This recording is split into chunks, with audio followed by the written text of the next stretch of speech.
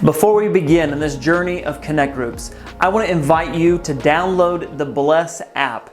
So for you to get the most out of the next Connect Group session and for you to join in with us as a church, we are going to love our neighbors strategically and practically together. The app is going to help us pray for our neighbors daily. It's going to help us listen to our neighbors. It's going to help us with the habit of eating with them, of serving them, but also lastly and most importantly, helping us create a habit of sharing the gospel message that has changed our life so that it might change theirs.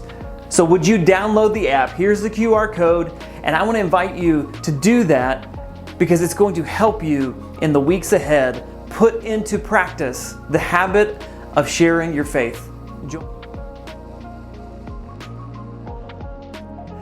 Connect Groups, welcome to week 2 of our look at multiplying our faith through the spiritual discipline of evangelism.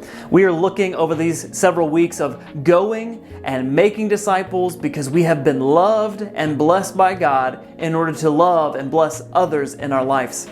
Tonight we are looking at this. In order for us to bless our neighbor, Jesus invites us to begin with prayer.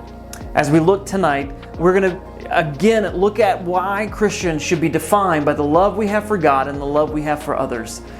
Tonight, we're looking at the importance of prayer. Jesus over and over and over talked about the importance of prayer, but he also prayed himself. We see over and over in the Gospels, when you pray, when you pray, when you pray. Jesus wants it to be known that we should pray.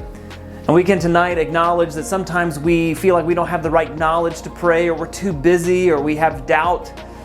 But tonight I want to encourage you to join in with what Paul says in 1 Timothy 2, where it says that he's calling us to pray. Pray for all the government officials, pray for everyone that it's in important places, but pray in order to join God and his desire to see that all men come to saving faith in Jesus Christ.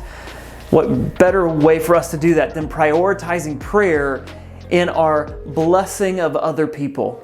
To join in with the desire that all people would come to saving faith in Jesus. And so tonight, as you discuss in your group, let's talk about planning and preparing. Let's talk about who we need to pray for, the places that God has placed us. May we take this seriously, that we are blessed to be a blessing. And what better way to prepare our hearts and also the hearts of others than to go to God, who has the desire that those people would come to him as well.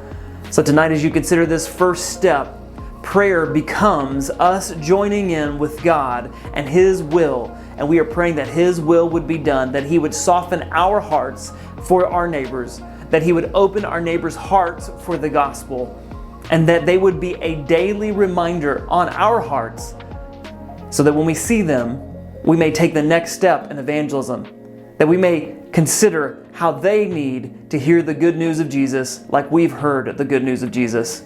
Have fun discussing tonight.